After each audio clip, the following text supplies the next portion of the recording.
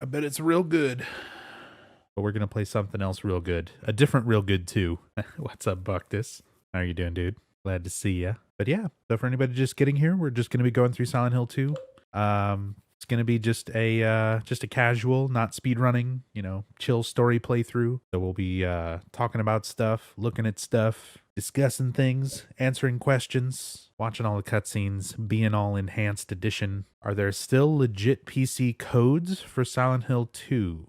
It wasn't ever released digitally. So there are still physical discs out there that you can get, yes, but that's it. And obviously, you're not getting those directly from Konami or anything. You gotta find them from collectors. Some of them can be pretty pricey. But if you're having trouble, you want to play these games, see how they work on computer and that kind of thing. Exclamation point Discord. Hit me up on Discord. Maybe we can figure something out. Perhaps I can help you in your search. Just start? We could just start. We could just sit here and chill and talk for like 45 minutes. I'm good at that too. We're going to do a lot of that during the playthrough. So I don't know. We'll see. What's up, Gray Fox? All right, we'll start. So yeah, like I said, we'll go ahead and kick right off from the beginning. For those of you who don't already know the story of Silent Hill 2, we're going to get into some things right away, talking about the sub-scenario. But this is one of the main things I wanted to cover, this sub-scenario, Born from a Wish. We're going to start with this. We're going to play it on hard mode. Very short.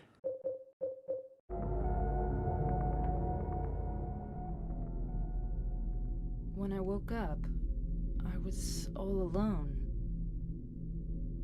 Everyone's gone. Is it because of those monsters? What do I do now?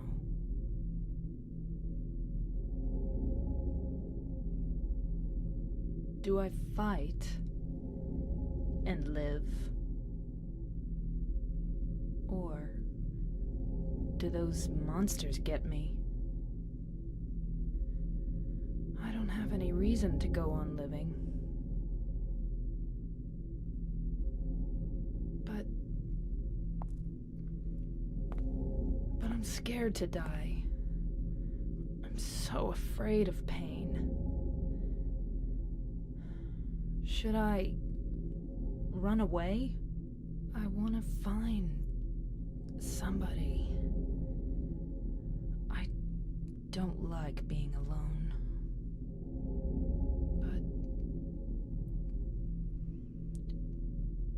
But is there anyone left alive?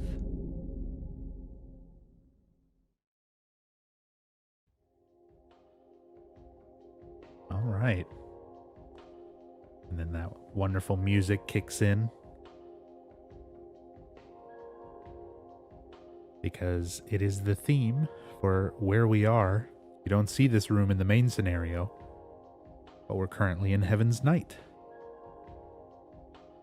We'll see more familiar things once we leave the room, but before we even leave the room, let's just kind of talk about that whole monologue there and just kind of what this whole setup is. So this sub-scenario was added to the original game. When this very first came out on PlayStation 2, it did not include this. But every subsequent release of Silent Hill 2 after the original Black Label PS2 launch included this sub-scenario. So this is Born from a Wish, and the title says a lot about exactly what we're seeing right here. This is the birth of Maria. We're seeing her literally being born from James's subconscious desires, his wishes, if you will. And the weird thing is, she's not treated like every other manifestation that the town kind of creates, like Pyramid Head and all these things that have sort of very specific purposes that they seem to be there for and that they follow. Instead, Maria is treated a lot more like Lisa as a manifestation in Silent Hill 1, where she's still being created by the town, and she still does have a very specific purpose for getting to exist, but she's also given her own will. She has her own kind of thoughts and ideas and feelings about things, and she also has the memories of a lot of experiences and emotions and things of Mary, since that's really what she's being created from, is James's desires for what he wanted out of Mary. So through that, she is created here. She has been born from a wish. And she's been given her own will. The town has allowed her to choose what to do with this. You know, she's given these memories, she's given these ideas, she's given these feelings, and she's created. And she's put in this scenario. In Heaven's Night, in this back room with that monologue, wondering, you know, about if it's worth fighting to try and live, or if it's even worth it all in the end. And being a manifestation, we don't even know what it's like if she were to leave the influence of the town. She might not even be allowed to exist. It's one of those things that's sort of left ambiguous as part of the Maria ending. But what I mostly want to point out is the amount of will. Like, she is given her own personality and her own will to sort of do with this she wants, not being necessarily governed by the will of the town, if there even is one.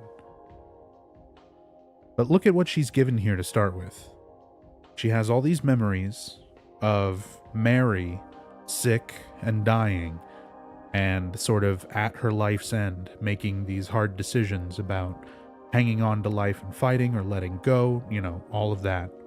She's created with that same sort of emotional mindset, and she's given a revolver with one bullet while she sits and monologues and contemplates all of this about going on. And in a lot of ways, when you think about Maria, or rather Mary's mindset, along with things like the note in Brookhaven that kind of give that idea of somebody who's sick and sort of beyond help and being at that point where they're contemplating suicide, the town is essentially setting that up for her, you know, as an option and saying, like, if that's really what you want, here you go, or you can try to find something else. And for her, she's also mentioning finding somebody and not being alone. And subconsciously, I think she already knows it's James, but this is sort of like the sub-scenario of Maria realizing through this little experience with the town itself what she is, so that she can make a choice about what she wants to do. So it'll make a little more sense in context if you're not familiar with the main scenario, if you're not familiar with the rest of this. It's going to be a long night. We're going to cover all of this, but that's essentially the setup. For people who already know the main scenario and will watch this and kind of see where this goes, you'll see what I mean. That'll make more sense, I guess. Bilbus, thank you so much for the Twitch Prime sub. Very much appreciate that, Bilbus. And you guys, let me know if the audio and everything is okay, if everything looks all right, sounds all right, if the game seems too quiet, if the mic seems too loud, anything weird, let me know. We'll fix it sooner rather than later. What's up, Fallen? Hey, Cody. What's up, Stefan? Hey, Vidril. Butts for Bilbus. Bilbus, thank you again so much for that support. All good? Awesome.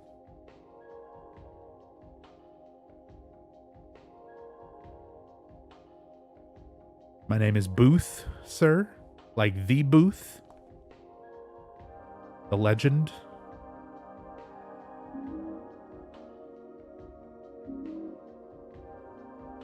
Like San Japan Booth? Hell yeah, what's up? How are you doing, man?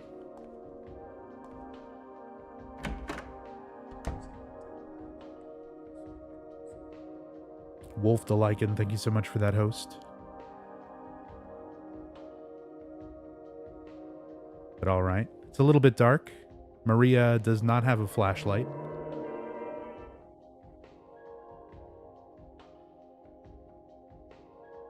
But Booth, you do have a subscription to the channel now. Dude, thank you so much for the support. Very much appreciated. Let's get some butts in chat for Booth, aka Vidril. My good friend, one of my fellow anime convention staff members and nerds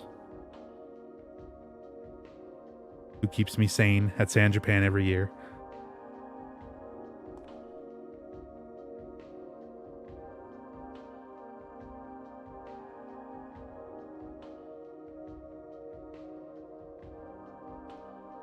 But yeah, like I said, we got this nice chill music. It's, of course, Heaven's Night. Once we leave this back room, which again is completely inaccessible in the main scenario, we can see it's the rest of Heaven's Night, although a lot of the town is closed off for this whole thing. Hard mode, so we're going to face plant into a bunch of walls. So down here, the door that she brings James through in the main scenario later, locked. We find out that she apparently has the key. I don't see it in our inventory, but that happened somehow.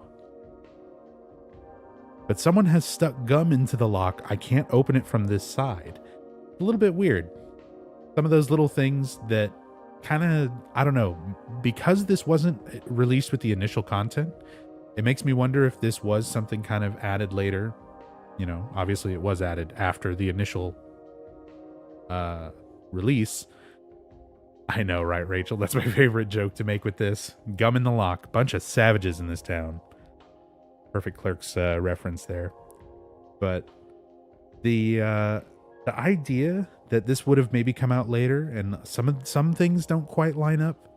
Like, how did she know that she would be able to bring James through this door later if she already knows right now that there's gum in the locks? And at what point does she even get or realize that she has the key to this door? Things like that, you know? None of that's really covered. As said, this goes for more of just kind of the overall enforcement of the idea that Maria is manifested as part of the town, you know, just as much as Pyramid Head or the creatures are. But she's different from them. She's more like Lisa in Silent Hill 1, where she's a manifestation that has her own will, her own kind of thoughts and memories. Well, technically Mary's, but close enough.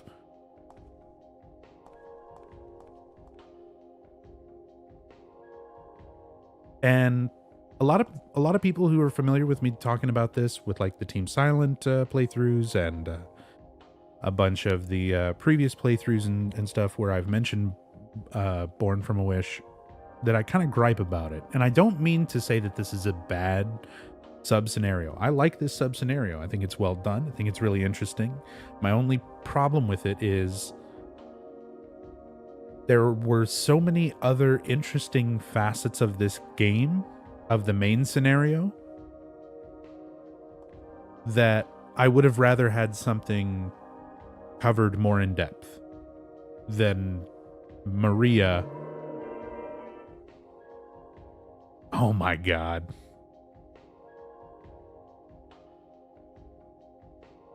Holy shit, dude. Booth.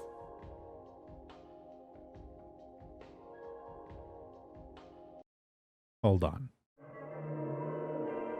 I'm going to tab out here. We've got a lot of alerts that are about to play out right now. Yo, Booth. With that big heap and help of support. Gifting 10 subs.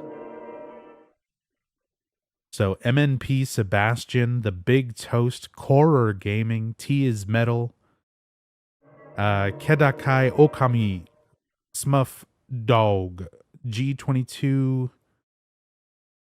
Oh man, a bot got one. Maybe you're not a bot, but I'm going to call you G22 for short. Kayan Ojin, Boondock, Dewak, and Kitty Kate. Enjoy the subs.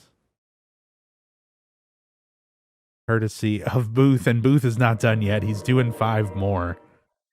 He's doing another 5, dude. Booth, thank you so much.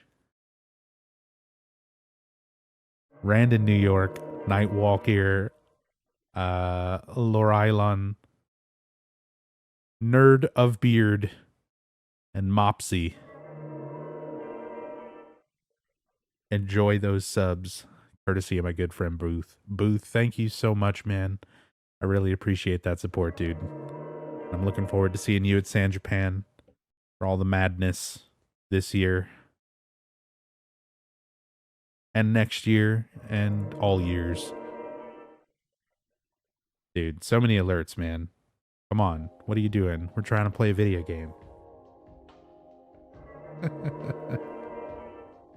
The smart thing to do would be to figure out how to change this setting so that big GIF subs all kind of like do one alert and maybe like just list the names, but it doesn't just play the sound over and over.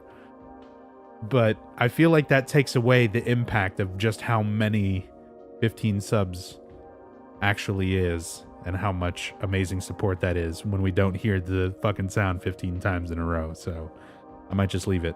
Thank you so much, Booth. Dude, thank you. Seriously. Very much appreciated. This counts towards more Book of Memories levels, right? Exactly.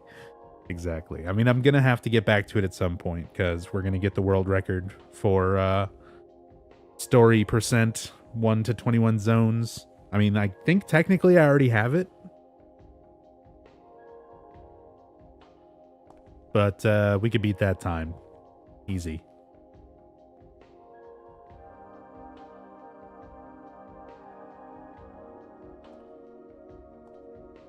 All right. So as I was saying before all that insane amount of support, again, congrats everybody who got a sub there. Enjoy those emotes, and thank you again so much, Booth.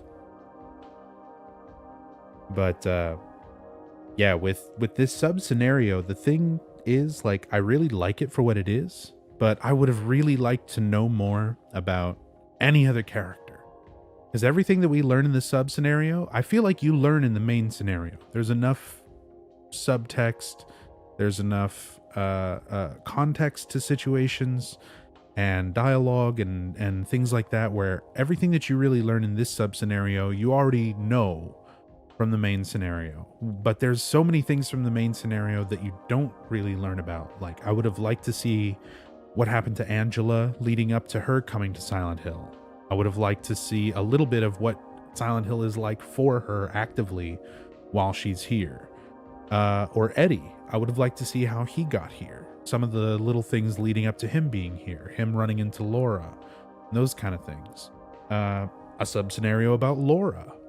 Literally a sub-scenario with Laura where there's no monsters. It's just an empty town. And you're just wandering around finding notes and clues trying to find Mary. And running into all these weird people like Eddie and James and stuff as you go. I would love it. Anything would be more informative to the overall story than this scenario. I said, it's good, but everything we get from this, we already know. Either way. We'll get through it. It's pretty short, too. There's not much to it. We need this Chinese cleaver, the meat cleaver. A square-bladed knife, ugly but powerful and easy to use. Easy to use my ass. We're not going to be using that. Our 10-shot revolver. Enough to kill anything that moves. And some typical health drinks and stuff from the main scenario. Of course, I love the neon sign, Paradise. And as somebody pointed out, the little bit of tummy that they give the girl, which Maria, if you actually look at her model kind of up close, she also has.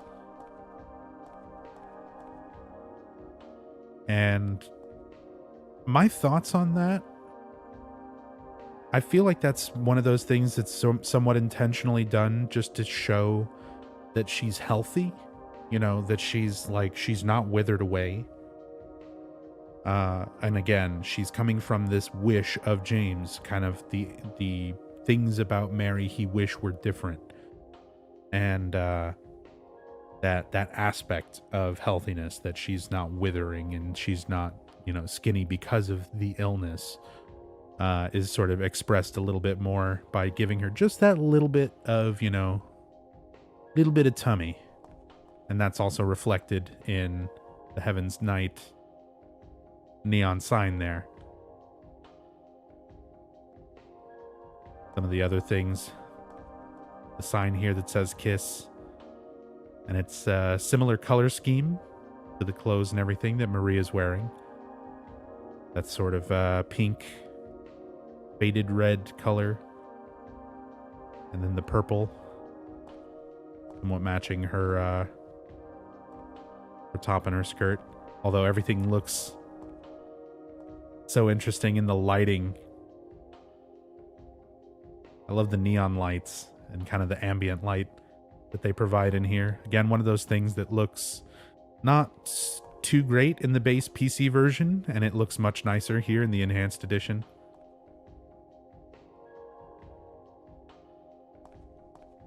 Yeah, at least you can actually see in this version. Fuck HD Collection. Yeah, HD Collection, because of the way they changed a lot of things and, you know, tried to compensate for the lighting and stuff. There's...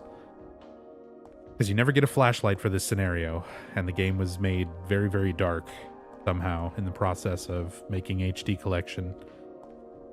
So Born from a Wish is damn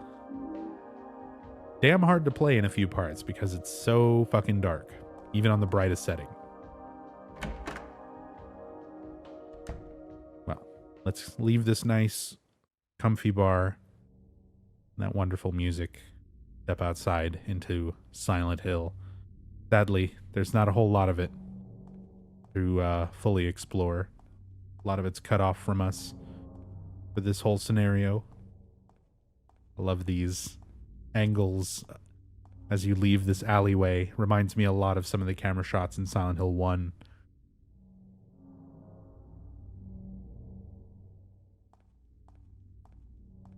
I also like her walk animation. Her walk animation's really good. Her run animation, not so much.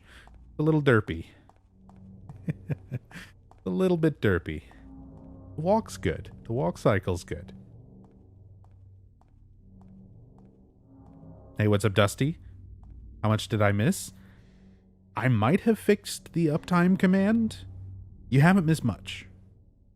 Like, I just started. I spent the last, 20 minutes leaving the first area of the sub-scenario, and we're going to be doing everything. We're doing the whole sub-scenario, the whole main scenario, multiple endings, all the cutscenes, everything for the game, so. Offline. Perfect. Command is working perfectly. Cool. So that is still broken. It's at least responding to the uptime command now. God damn it. Let's just disable that. Harry, you are not working. That's fine.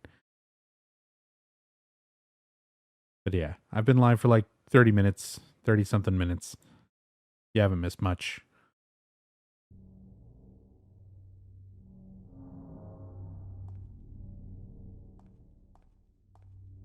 So, we also have a map. And despite everything else on this map here,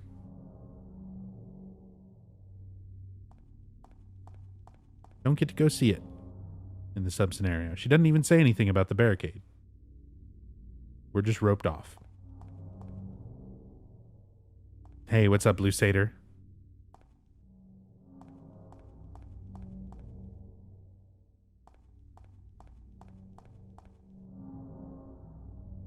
And, yeah. Hard mode. So these guys are a little more aggressive.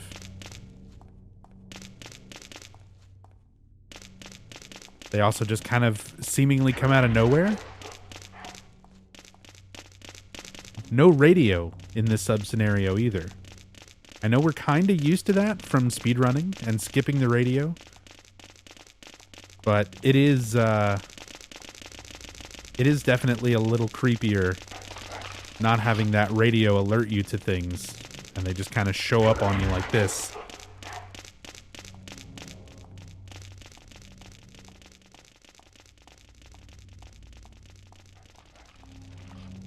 If I really want to, I can outrun them easily. We can quick save, infinite stamina. We're still on PC version. But, not too bad. Once we get into the actual mansion proper. What a mansion! then they're a little more dangerous. We got Brookhaven Hospital. Good old Brookhaven, if you go by the sign. This enhanced fog makes it very, like, properly hard to see, much like the PS2 version, because it is that PS2 fog layer. Again, enhanced edition fixes a lot of stuff. The sounds, the way the fog and rendering and stuff is all done really nice. If you want to find out more about that, type !EE in chat. I can give you a link to find out more about installing Enhanced Edition with the PC version of Silent Hill 2, and also a credit page, because it's a lot of different people working on a lot of different aspects and a lot of different mods that have all kind of been compiled into this. So, definitely gotta thank those fans for keeping Silent Hill alive, giving us the proper Silent Hill 2 HD that Konami never can. There's nothing for me to do here, so she's got no reason to go into Brookhaven. So again, doesn't really let you go in. You kind of see a bit of the outside structure of Brookhaven.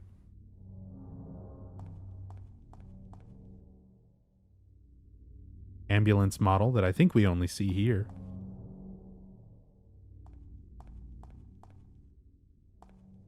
She runs like her legs are borked. Yeah, I said the walk animation's pretty good, but that run,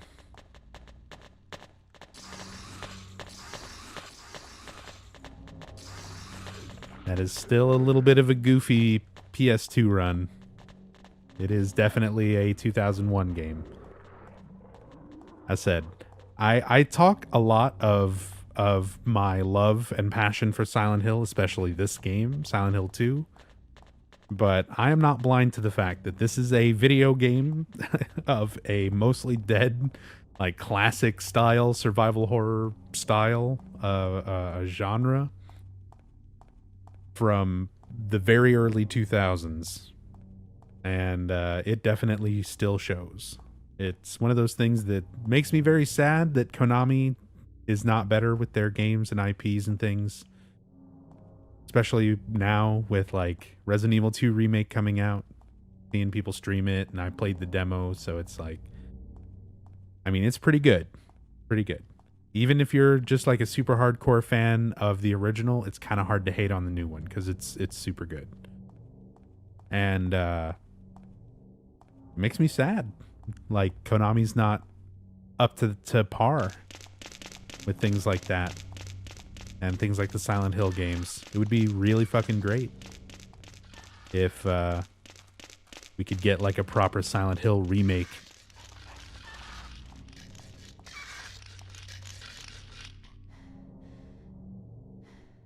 Good little camera angle here. This top-down view to see the roof and this lying figure. Because you can never get up there and he can't get down to you. He's specifically there just to be in this camera shot.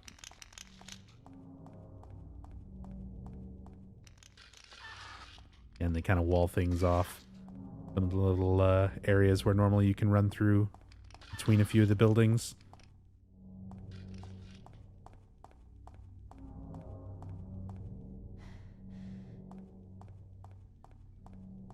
Maybe they'll take inspiration from how much money RE2Make is pulling in to remake Silent Hill games properly. They might take inspiration to try to remake stuff based on how well it does, but I just don't see Konami knowing how to even approach doing that properly. Like, I just don't see them handling it. They're gonna give it to some random studio that's made like one Xbox Live Arcade game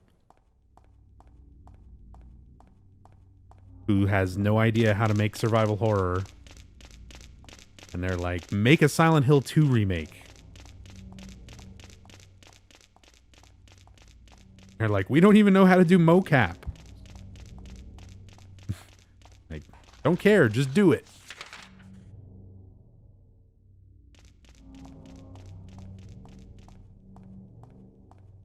No, I don't think I would want it. I don't think anybody would want that.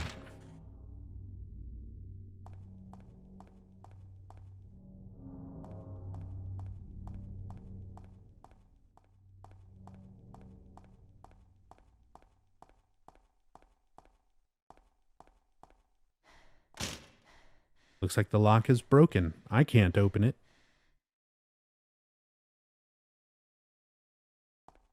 So where you would normally connect to the rest of Saul Street, the other side of the town, on the main scenario, still all locked up here.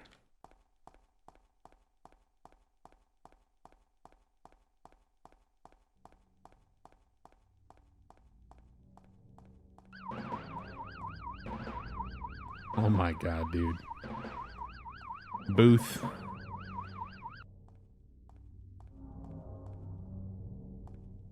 With the 1500 bits. Thank you so much, man. Making it rain tonight. Appreciate all the love and support. Seriously. Thank you so much, man.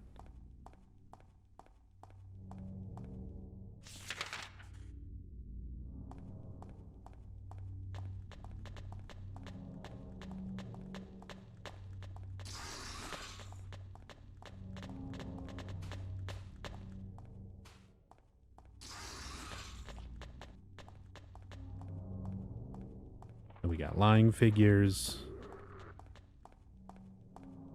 Mannequins. I'm a little sad as well. I understand it would have been difficult to put in the resources for some other creatures and then only use them for a very, very short sub-scenario.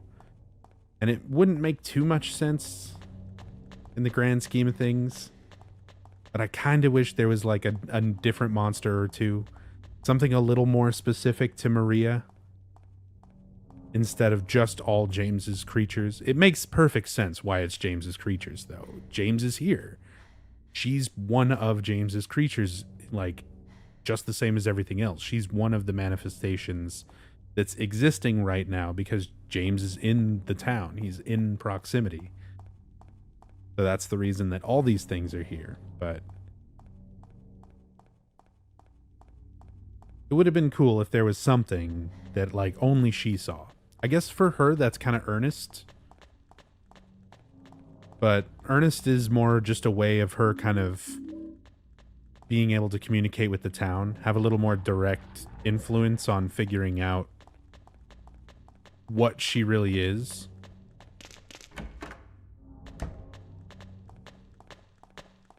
Here we go, the Spencer Mansion. That fucking music.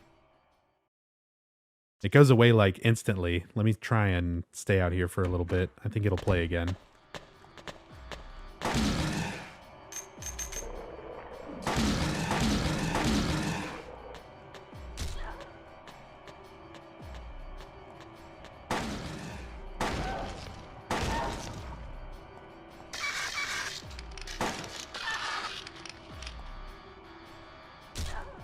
Right in the butthole. Oh, there we go. Get to kill a few things. See those fight animations. That was all my bullets. And they were over here on a corpse. Dead. All she's got to say about it. And if you look, again, things are in the town the way they are because James is here. And it's a mutilated James corpse, just like the ones that you encounter in the main scenario.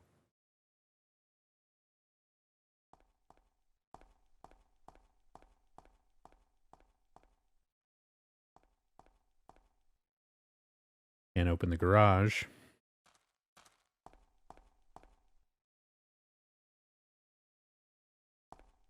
So it's the Baldwin Mansion.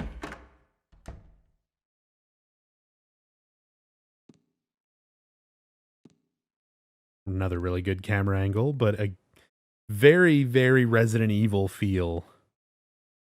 I'm sorry, Silent Hill, but Resident Evil kind of stole the cake on big spooky mansions.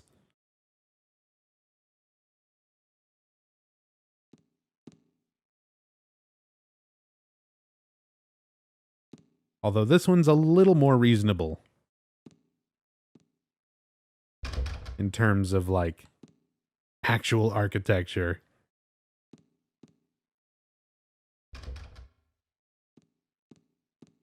Also much smaller. It's still nice. You can see some of the walkways and stuff up there. Again, the widescreen mod, the everything with the enhanced edition, and kind of see some views that you don't normally get in just the base game. We'll be up there in a little bit. Everything else is locked.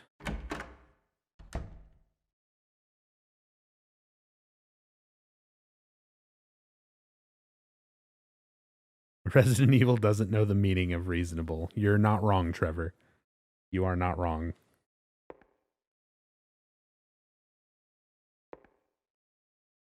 But I'm kind of thankful for that. It's kind of what makes Resident Evil what it is. Like, Resident Evil is the old schlocky B movie, like, made into a game. And that's what I love about it. In the original ones, you know, even it's something that they've carried, that kind of tone all the way through the series, where like the dialogue and the characters and things just kind of escalating to points of such ridiculousness. They're like old canon movies, or like old just 80s B schlock horror movies. They're great.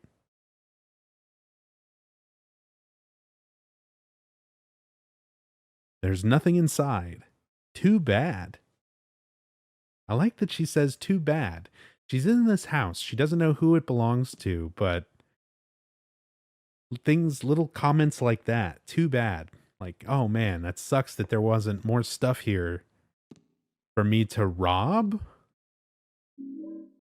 I mean, Heather kind of does the same thing in Silent Hill 3, where she displays some of those little tendencies that, you know, she might be willing to steal something if, you know, oh, the shame that really nice ring isn't here in the mall anymore, you know, that kind of stuff.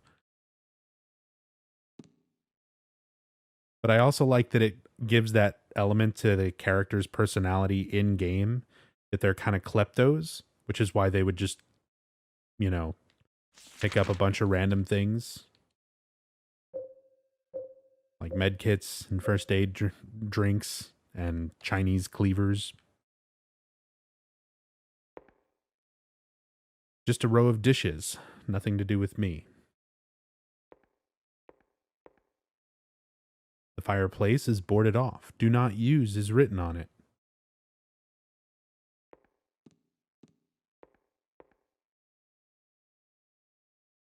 No.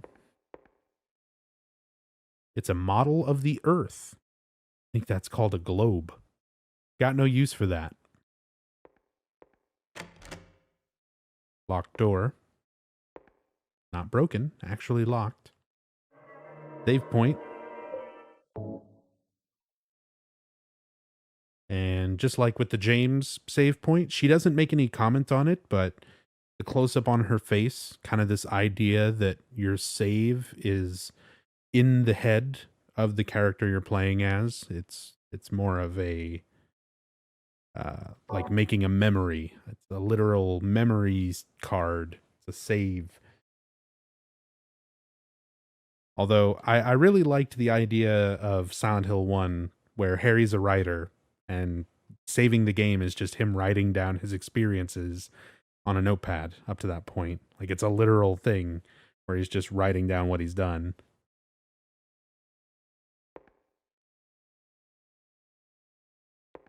But as the series went on, they definitely went for more and more kind of subtle metaphorical things rather than the more deliberate, you know, literal things.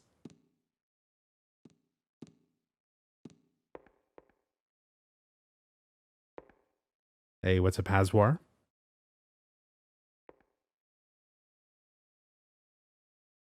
So there's our map. The Baldwin house map. So now we know where we are. The Baldwin house. I said, for a house, it's pretty fucking big. I'd say it's fair to call that a mansion. Display of decorative plates, not terribly interesting. Got no reason to use the phone.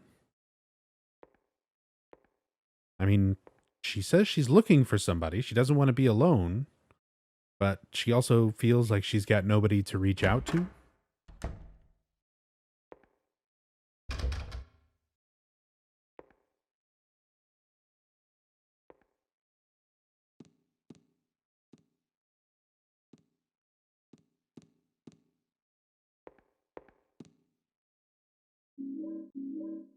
More revolver bullets. In her world, 911 doesn't exist. Pretty sure it does. If you look at this painting on the wall, above where you pick up these bullets, this painting shows two plates, a red plate and a black plate. And they've got some holes in them. Now, unfortunately, this game does not have a zoom function the way like Silent Hill 3 does. You can do it with like some camera hack things, but not built in. But if you zoomed in and looked at that a lot closer, and you can still see it pretty well here with the enhanced edition, even without zooming, you can see this is a puzzle that's going to be there. Like in a little bit later, we're going to have to solve a puzzle with these plates, and they're rotated in such a way to actually give you the answer to that puzzle. So it's not only a little bit of foreshadowing to that puzzle as it's coming up, but it's also giving you your clue to solving it. Them double shadows. Yeah, some of the lighting effects and things are not perfect, but they are still like actively working on things in the enhanced edition and fixing things as they get pointed out. So that's one of the nice things about this. This is an ongoing project. It's really, really good already. And there's still a lot of modders who are actively making it better. So worth keeping up with.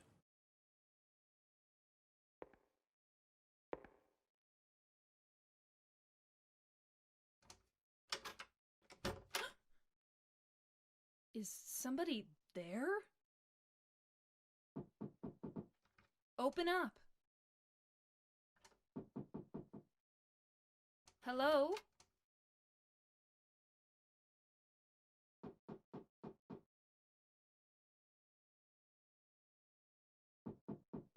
Stop it. You're disturbing me.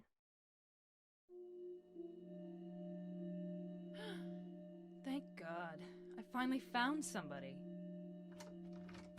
Can you open the door? No. But why? Is it really necessary for me to answer all your tedious questions? Yes. Oh, I didn't know that. I want to be alone. Other people just irritate me. I just want to see another human face. Do you know what's happening in this town? There's no one here. Just monsters. Yes, I know. But so what? It has nothing to do with me. No one here means there's no one to disturb me. You want to be alone in this insane asylum? Yes, exactly.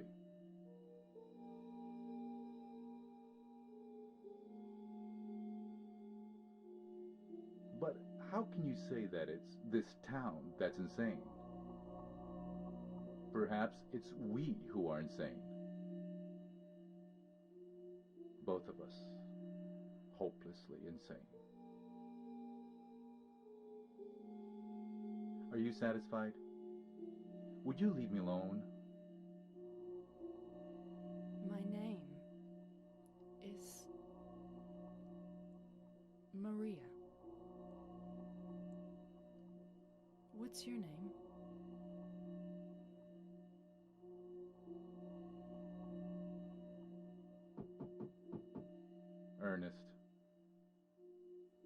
Hemingway? Baldwin. Ernest? I'll be back.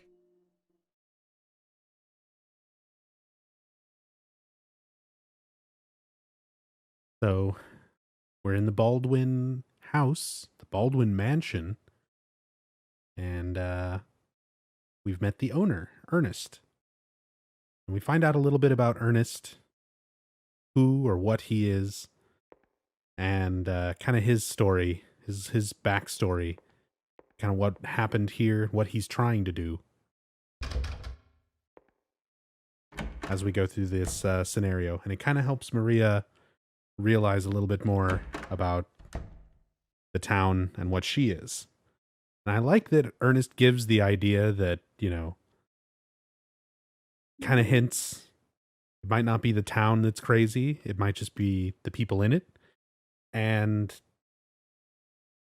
you can't help but think about that in a lot of different ways. First off, it's kind of showing that there are a lot of different perspectives to the town. It is visibly different to the people in it experiencing it. But it's also a bit of a hint that the town is just reflecting kind of the minds of the people in it. So in that sense, it is the people in it and their insanities and fears and insecurities that are being reflected into the insanity that the town is showing.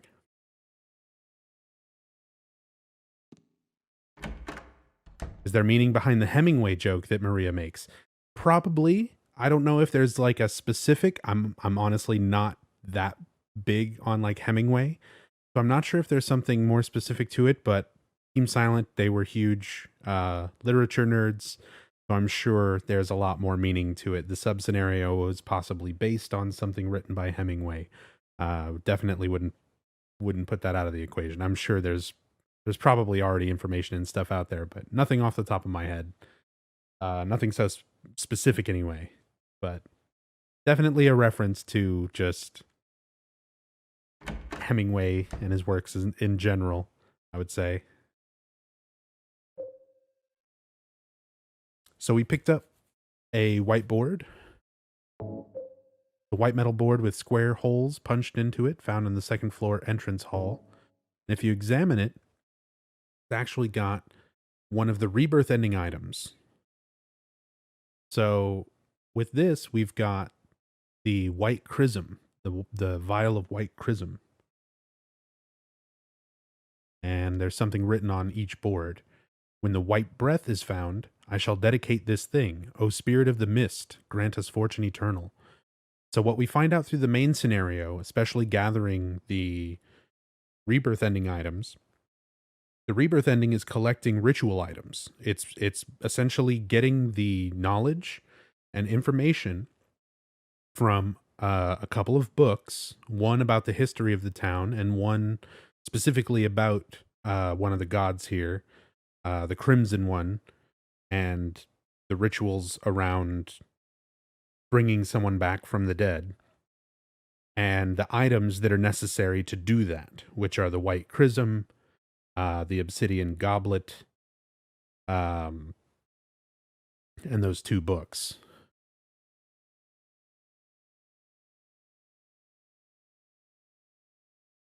So Ernest is also, or at least was also at one point, somebody in the town who knew about the cult's rituals enough, the same way that you learn about it as James in the process of getting the Rebirth ending, to have information on these items, on this ritual, and to even have some of these things kind of referencing the items. And Ernest is going to actually send us out a little bit later to go and get the white chrism itself.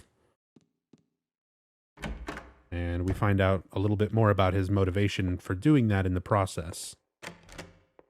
That's also locked.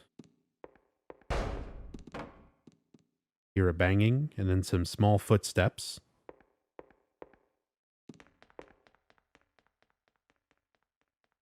There they are. once you get down here, just sort of fading off into the distance too. And it's only those two doors here. This right here doesn't lead anywhere. So they're sort of unnaturally far.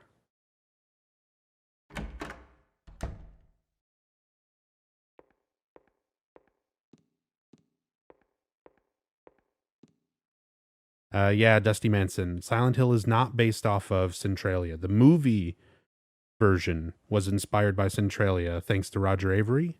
The games were based on some real-life locations, but not Centralia.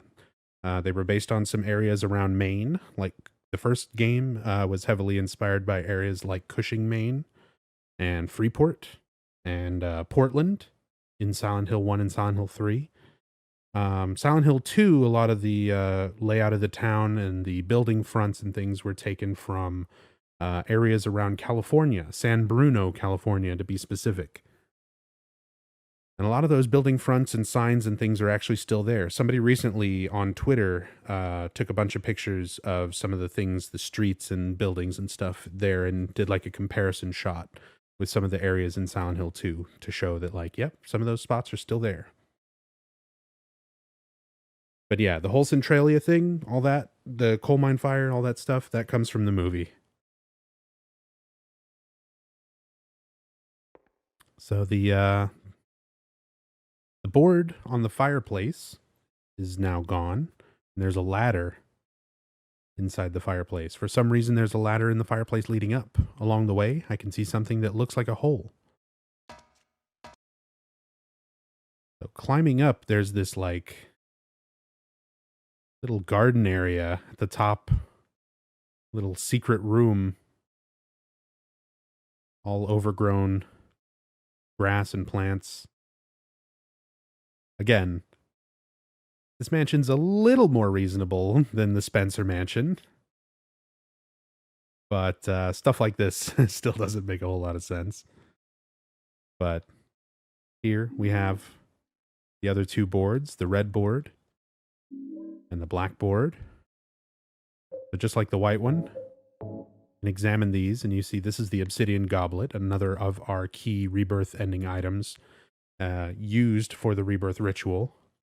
When the dark grail is found, I shall dedicate this thing. You who deny death, grant us fortune eternal. So that denied death line also referencing, you know, like death is not the end. You're denying death. You're bringing someone back from the dead in the process of rebirth.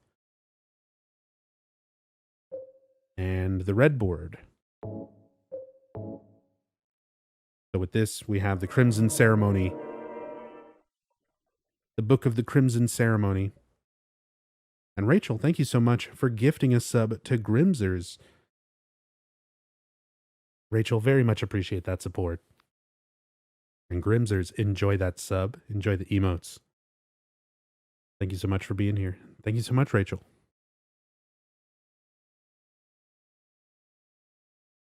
Didn't even know that you could play as Maria. It's not the full game. It's just like a little sub scenario. But yeah, it's in every version of Silent Hill 2 except for the very, very original PlayStation 2 Black Label release. But like the PS2 Greatest Hits release, the Director's Cut, or Interfere, or whatever it was called. It was the same thing, but called a bunch of different titles depending on the region that it released in. But yeah, everything released after that original first PS2 launch included this sub scenario. And it's okay. It's pretty good for what it is.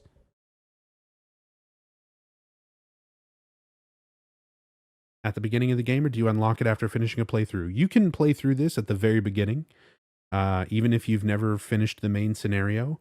Although what's interesting about this is if you do play this sub-scenario first, like if you've got a fresh install or a fresh copy of the game with no memory card, and you just play the sub-scenario first, it'll actually pop up a little text warning that's like, this covers a lot of stuff, you know, referenced in the main scenario. We recommend playing the main scenario first. Do you still want to play this sub-scenario? So it gives you an option to like opt out. But yeah, I wanted to cover the Born from a Wish sub-scenario especially since none of my stuff that's archived on like YouTube or anywhere has me covering this, even though I've talked about it a lot in the past. So for the sake of archiving it, we're going through it, and we're just going through everything kind of in depth today with the whole main scenario as well. So first two tablets, we've got the white tablet with the white chrism, the black tablet with the obsidian goblet, and now the red tablet with the crimson words. When the crimson words are found, I shall dedicate this thing. O you gods, deep in slumber, grant us fortune eternal. So again, more references to this rebirth ritual in these plates. And again, the clue to solving this puzzle was shown on a painting above the stairs in the main part of the mansion. And then there's a tombstone here. There's a square depression in the center of the tombstone. And above that is a carefully carved epitaph. Along with you died joy. All that remains is despair and a future of meaningless tomorrows. But I will never give up. One, to see your beautiful smile again. One, to beg the blessings of the gods. I wait for that day. When the boards cover all sadness, too will be covered. But until my dreams return to reality, I will have to swallow all the pain. Yo, ISO, thank you so much for gifting a sub to Holgren. Very much appreciate that support. And Holgren, enjoy that sub. And enjoy them butts. There you go. Some butts in chat for Holgren. And for ISO. Thank you so much, man. So we have this epitaph written on the tombstone that is representative of Ernest and his feelings after losing somebody. This tombstone here is representing the grave of his daughter. So that epitaph is supposed to be, you know, from him to her, that he basically gave up on life. After she died, all his joy died. His whole reason for living kind of died with her, but that's why he was so desperate to have her back. And from the sounds of the way that is written and the way he's talking about the old gods, the references to the rebirth items, he was either already a cult member or somebody who learned about the cult through research and was desperate enough to try one of their rituals to bring his daughter back. Much like James learning about the ritual and the history of the town in the process of getting the rebirth ending and being so desperate that he tries to perform a ritual to bring back Mary. So this is all kind of set up to parallel a lot of the feelings of loss and desperation and the want to bring someone back. The whole sub scenario is made to kind of parallel that idea for not just Maria, but for the player as well, to get this idea across that this is something that plagues both James and Mary. You know, this is something that involves them both, and this sub scenario is just kind of showing Maria's way of kind of catching up on that, I guess. But again, it feels a little too repetitive for me. I really wish there would have been a sub scenario on any other character for things like that. I feel like we get enough of that impression from the main scenario itself. But there's a key stuck in as well, and no matter how I try, I can't pull it out. So the last part of that epitaph was about the boards covering all the holes, and that's exactly what you have to do here. You need to place the boards in and rotate them so that none of these holes go all the way through. And I usually do this wrong. I always forget the order if it's from left to right or right to left. But basically, you can just put the first two boards in. I think it's white and black. Just go in like this. Insert as is. And then insert the last one 90 degrees to the left. Yep. So it's left to right. Put the white one in, put the black one in, both as is. Put the red one in 90 degrees to the left. Again, if you look at the painting, you can see the orientation of the holes on the boards for a clue as to like how to rotate them. When the 3 boards overlapped, he came free. Got the acacia key. So it's the acacia key engraved with an acacia flower found embedded in stone slab.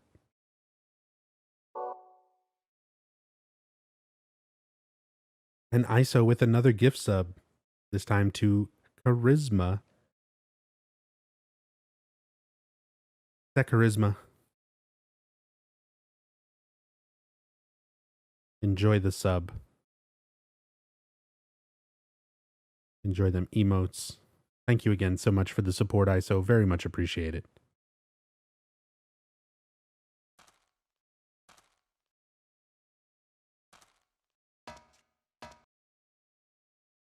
All right.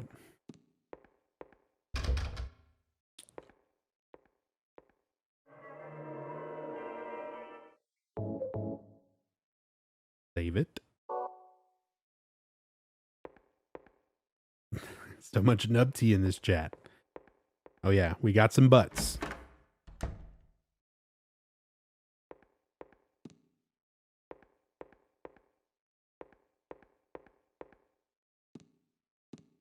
So now that I've got the acacia key, I can go and open a door right past this mannequin on the other end of this walkway. So that brings us to this hallway, leads us around to the piano room, the kids' room, and a stairwell. And that one's locked.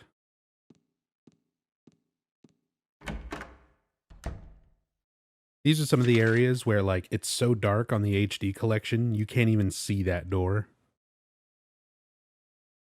So the kids' room is open. That's a fun camera spin.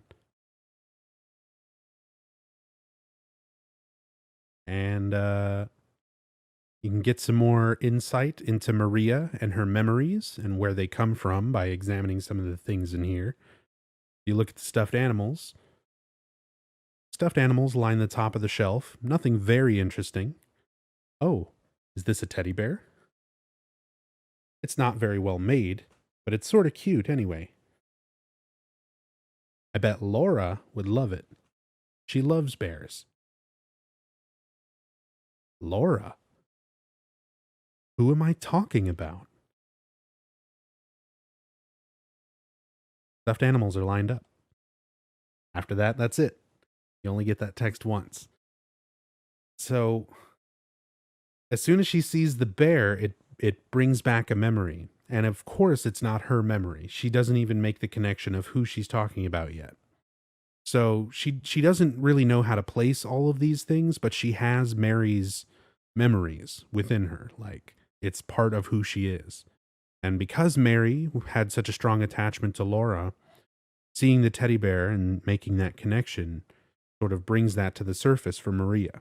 So this is, again, just there to emphasize, you know, that she is born from James's desires, born from his wishes, and kind of created using Mary and her memories and her experiences, her emotions, as kind of a blueprint.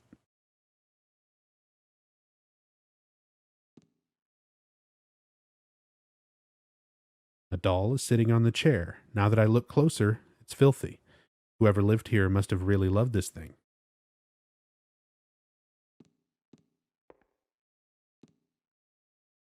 The shelf is filled with fairy tales and other children's literature. I'm sure I've never read this, but somehow it seems familiar. So she's sure that she's never read these, but somehow they seem familiar to her. Because, again, she hasn't read anything, really. She's only existed for a few moments now. But she has the feeling that she's existed longer because she has these memories of Mary. And things that Mary has done, like read these books, possibly with Laura, But just being familiar with these books that she's never read, it's coming from these memories that are detached, where she's like, I know I didn't do this myself, but they're still familiar to me. Oh man, and Grimzer's paying it forward with a gift sub to Prodigy. Grimzers, thank you so much. Very kind of you. And Prodigy, enjoy that sub, courtesy of Grimzers. Grimzers, thank you so much. Very much appreciate that support.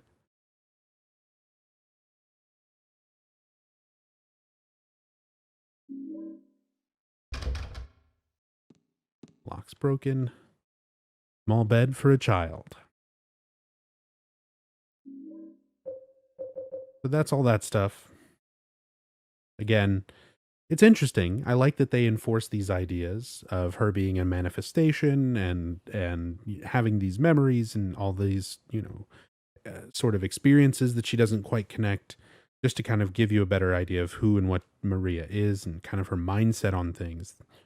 But I can't help but feel, again, I know I'm sounding like a broken record now, but all this stuff is kind of covered, I think, in context. And it's not blatant about it, but there's enough there to figure all these things out. In just the main scenario and your experiences with Maria through that. So the description for the matches, only 2 or 3 matches are left, found in the kids' room.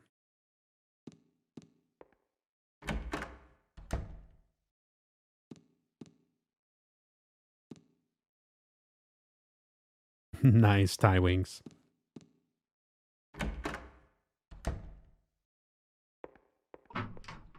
Oh no, she fell out the window! Don't move her! So you can hear a bunch of overlapping voices there. We hear like a loud thud. And someone says she fell out the window. Another person says call an ambulance. And then you can hear like a woman screaming, what happened?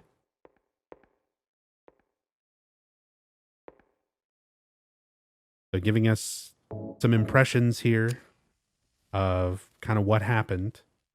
What happened?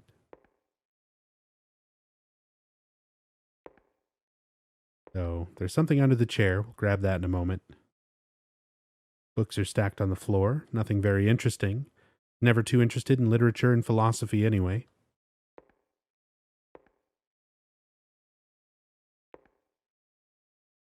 There's a wooden box here. Nothing particularly unusual about it. Pile of junk. Doesn't look like there's anything useful. So she's got a little bit to say, but ultimately nothing else too much going on in here.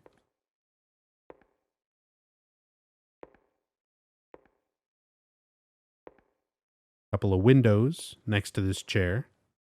Remember, we heard someone mentioning falling out of a window. Calling an ambulance. There's something below the chair. Is this a birthday card? To my dearest daddy, happy birthday from Amy Baldwin. So we know the owner of the house is Ernest Baldwin. We found the tombstone that mentions, with you dying, all of my joy is dead. We get these kind of ghostly voices of this event that happened where someone fell out a window and people were panicked, called an ambulance. We hear some more voices as we leave. To my daddy. But then we have Amy's request to give this to her daddy, to give this to Ernest. A birthday card and present from Amy, contents unknown.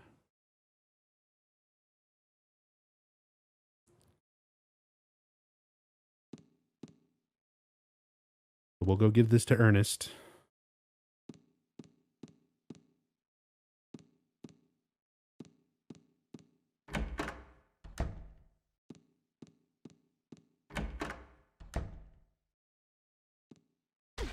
Ouch.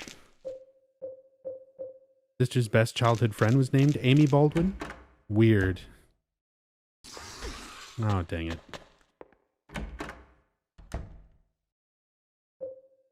we come through here. And no Ernest.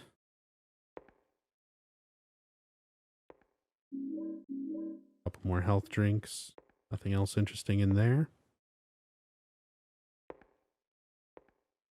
There's a clock here. I guess it's broken.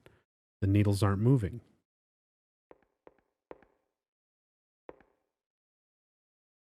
There's nothing interesting inside or above the fireplace. I like that she specifically notes that now that she's found a ladder in the previous fireplace.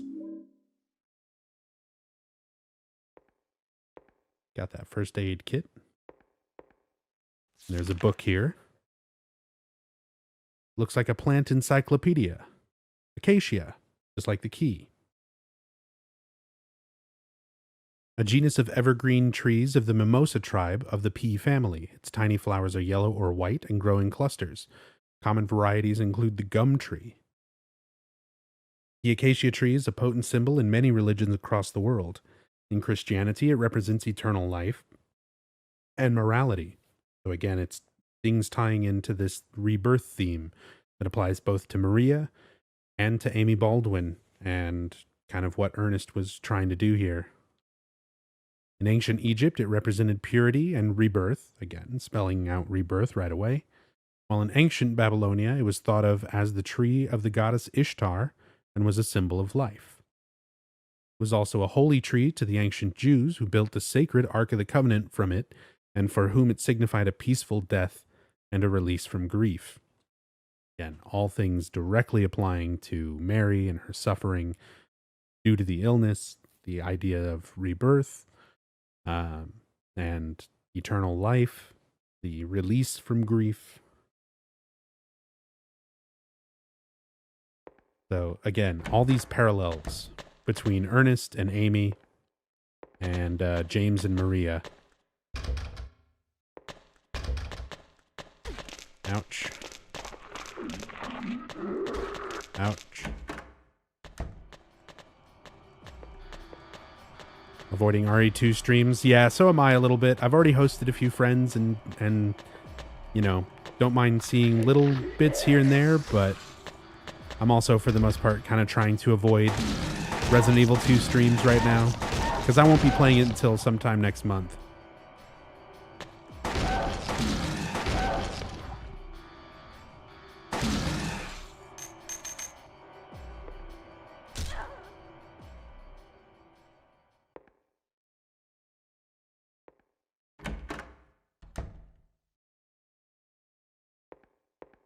How did RE2 seem to you? I mean, seems pretty good to me so far, but like I haven't played it. So I'll play it sometime next month and make like a fair assessment.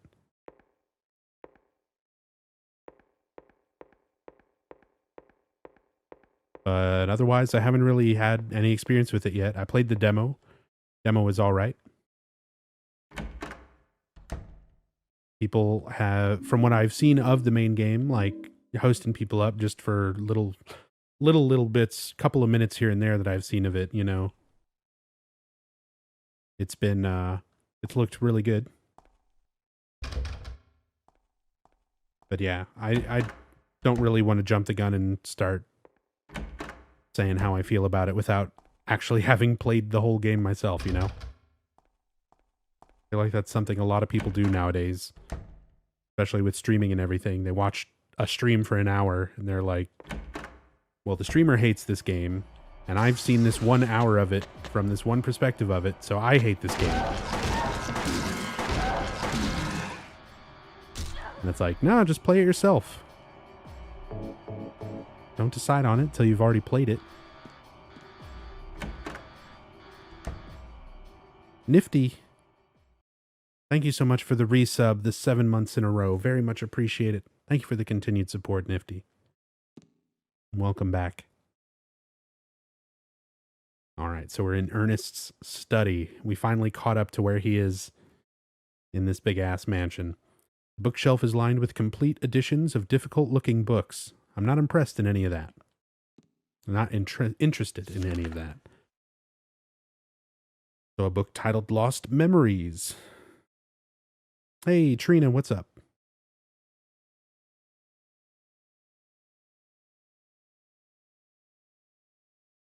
I have the strongest trust, you may even call it faith, in the miracle called resurrection of the dead.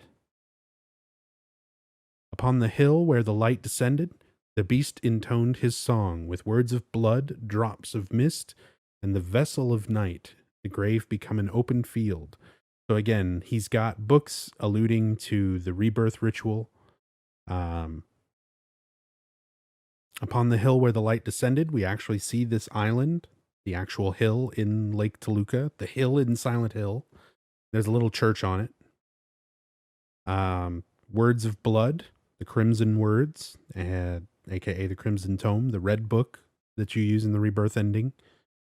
The drops of mist is the white chrism, which we're actually about to go and get for Ernest. Another one of the rebirth ritual items.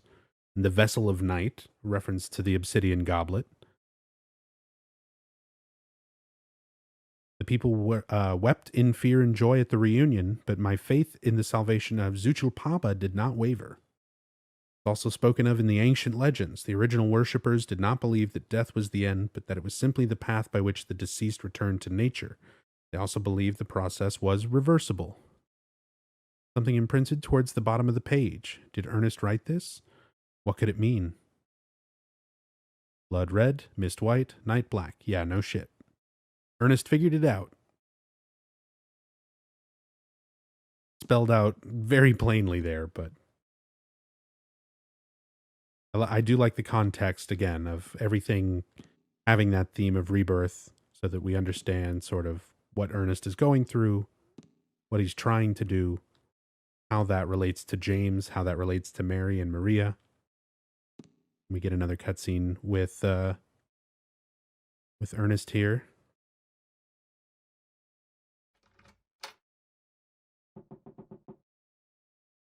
Do you know a little girl named Amy? Why do you ask me that? This letter. To my dearest daddy. It's from a girl named Amy Baldwin. Your daddy?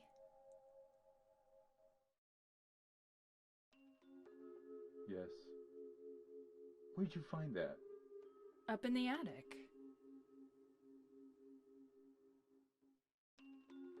Oh. What a fool. Now, when it's too late, I finally understand why.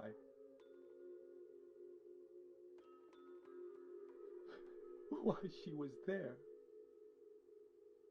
Why she was holding that empty envelope when she fell. Ernest. Amy. She isn't... I'm sorry. I'm sorry I reminded you. No need to apologize. You didn't remind me. I've never forgotten. Maria, some things we forget, and some things we can never forget. It's funny, I'm not sure which one is sadder. It's been 10 years, but I still... Ernest, I'm sorry. I didn't know. No, it's fine. Maria, that letter. I'll leave it here.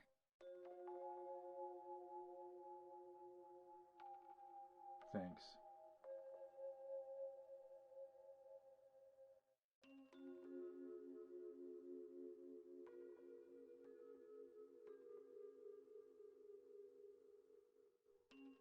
Maria?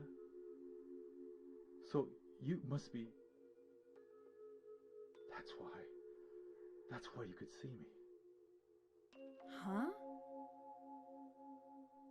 So perhaps that means that I can hope for a miracle as well. What do you mean?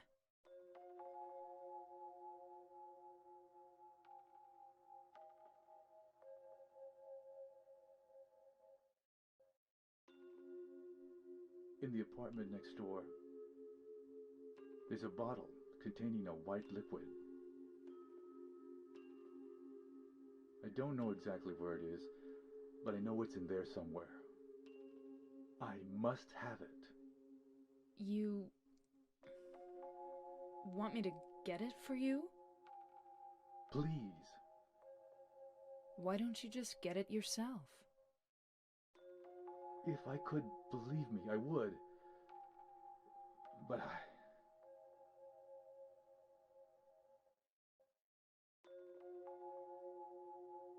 White? I'll open the stairway door. Ernest, do you really believe it will work? I don't know.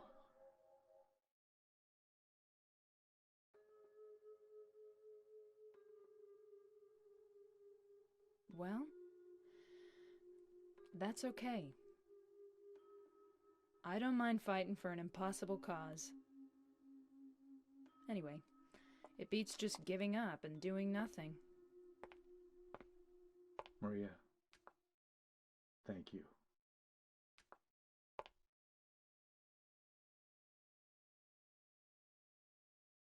So there we go. We got to go get that sweet, sweet white chrism for Ernest. That white liquid in the apartment building next door. And it's the same apartment building, Blue Creek Apartments, that we go into in the main scenario with James. It's in the same room. It's not quite in the same place, which makes me wonder, are there two of them? Is it supposed to be the same one that James also gets? I don't know.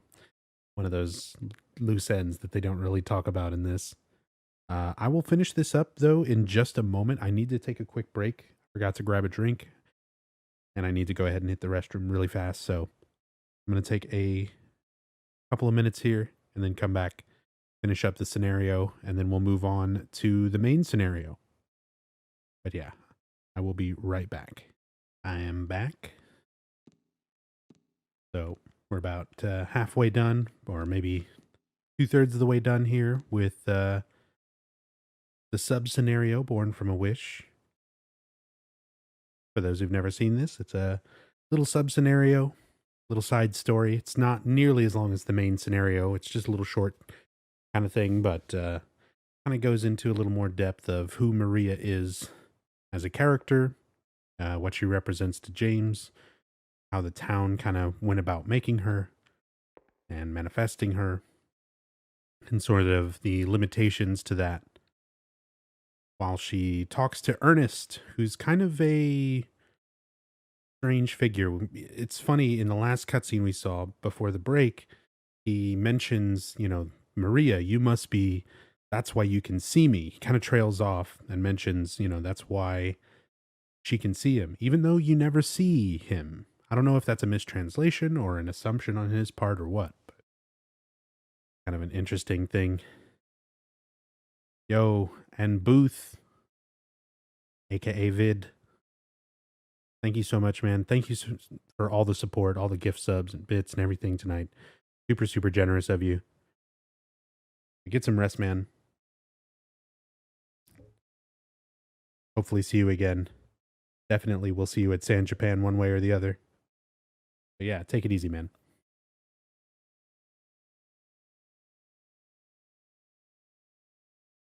And if we come back to this door, we can actually talk to Ernest a little more. You think miracles really can happen? This is Silent Hill. Yeah. Maybe that's the problem. Oh, Maria, you think too much. I'm from here. This is my town.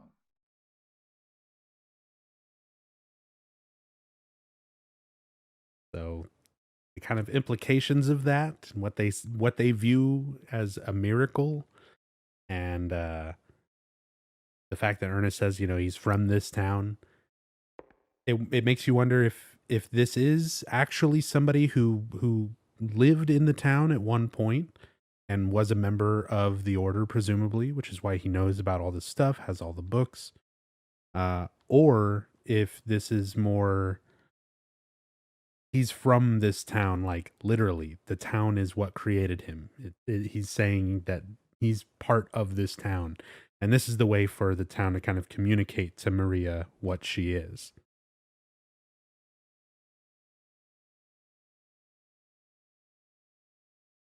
On the table here, we've got Amy's present to her father, Ernest, found with the birthday card. I think I'll leave this here. So he opened up the door at the top of the stairs.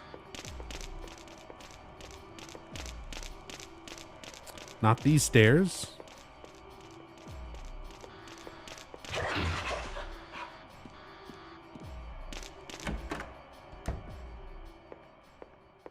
These stairs. So let's save. What's up, Mako? Oh yeah, and before I get too into it, there was a question in chat. Haswar, isn't the reference to this ritual in Silent Hill 4 with Walter, or is that just similar but not the actual thing? So it's very similar. We know it's a different ritual that Walter's overall performing, because he's performing the Descent of the Holy Mother, aka the 21 Sacraments. But the idea that he commits suicide and then is reborn, and we see his reborn like form in the end of the game, like that big monster is the real Walter. So presumably it's very, very similar ritual that uses the same items, that same kind of concept of rebirth. Because we see the milky white anointing oil, as Henry describes it when you examine it. So there's like the oil, the white chrism is there, and the obsidian goblet is there as well.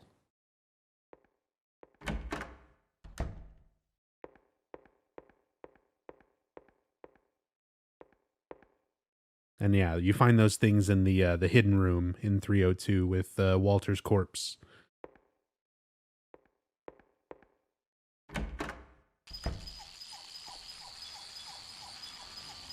So there's bugs here, which is that noise. And there's some kind of plate on the floor. It says Amy Baldwin. She was loved too much by God and also other things. But there's a lot of bugs here, and they suck.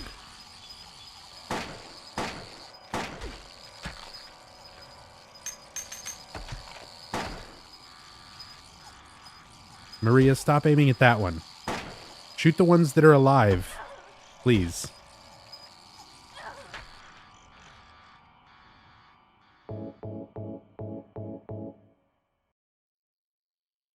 All right. Some kind of plate on the floor. Amy Baldwin. She was loved too much by God. 7 years was not enough time. So again, just more things alluding to Amy's death and how young she was. You know, she was only 7 years old. And this long, spooky alleyway full of bugs.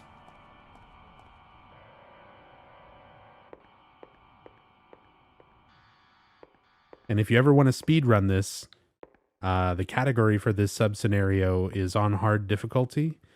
Because basically you just run through this whole thing in like, I don't know, 5-6 minutes. I think the world record's like 5 minutes and some change. But pretty much everything for the speedrun of this category comes down to that hallway. How many times you get hit by bugs.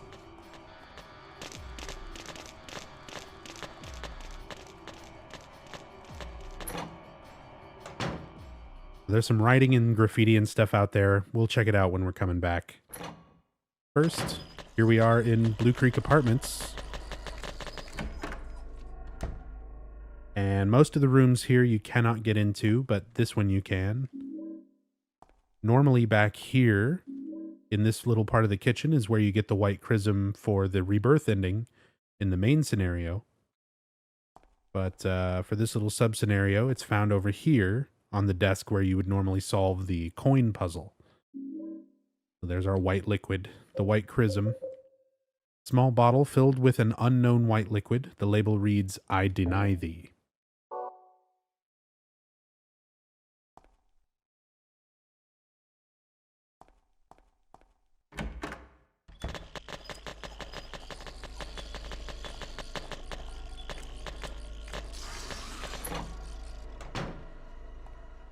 So most of the apartments themselves are closed off. You only get to really see this little bit. But it's interesting because this door is locked in the main scenario. And I like that they kind of connect everything here to kind of show you the other parts around the building and kind of how the rest of this stuff connects.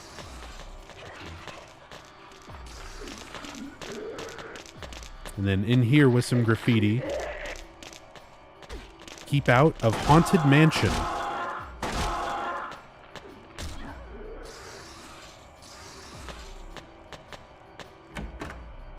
So it gives you a little bit more of an impression of Ernest.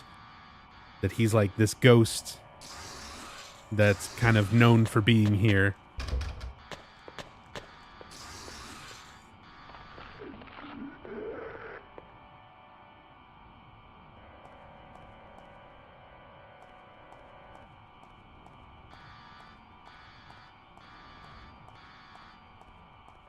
We got his white chrism. We're bumping into walls. We're taking it back to him.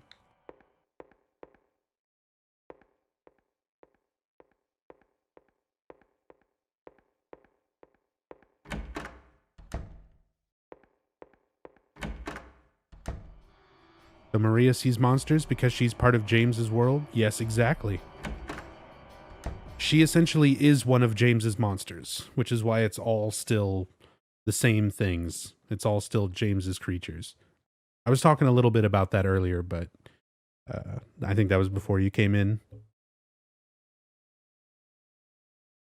So this is it for the sub scenario. We got him his white chrism, and as I said, that's it. This is a real short little thing.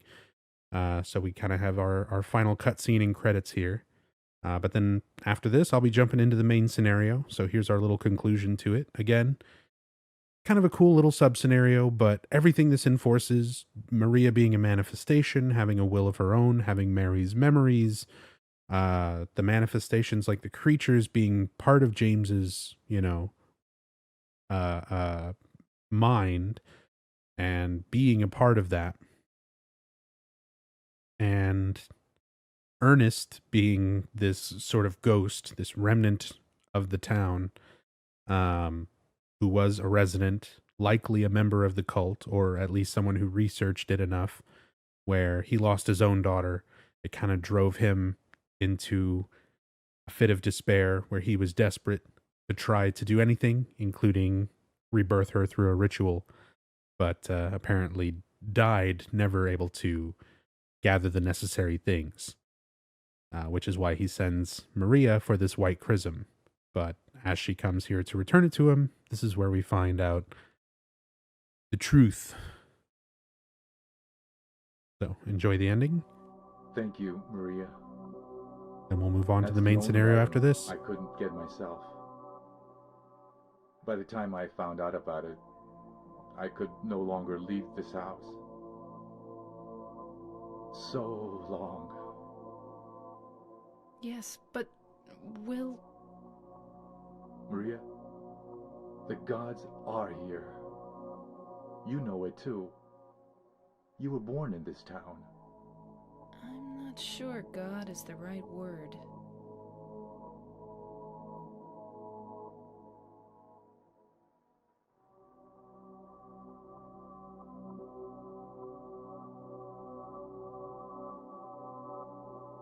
Do you believe in fate? Not really. That's fine then. Ernest, can I open this? This is a dead end. There's nothing beyond here.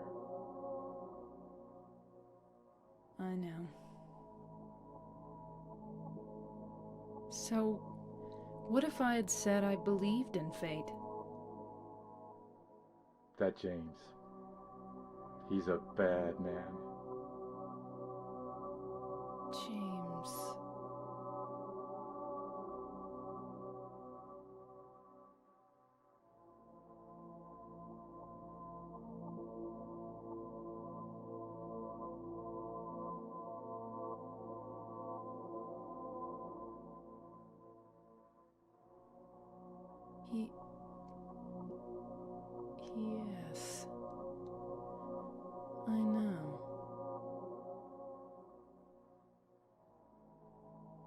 He's looking for the you that isn't you. Because he's kind? Do you know something? Yes. Maria, you're... Anyway, that's just what you think. You don't really know anything. That's fine. Okay.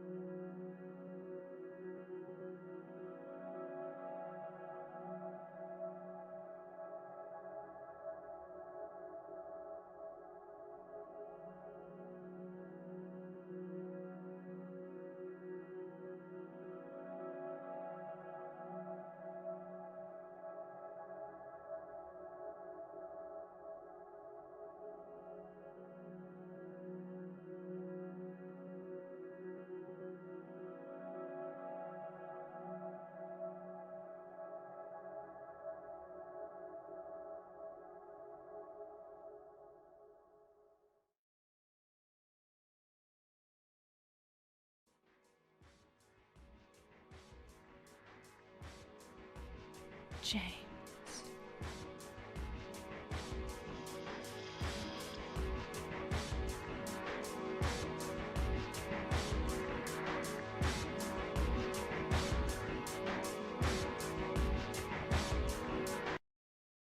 Mary?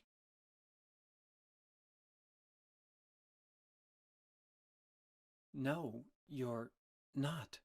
Do I look like your girlfriend? My name is Maria.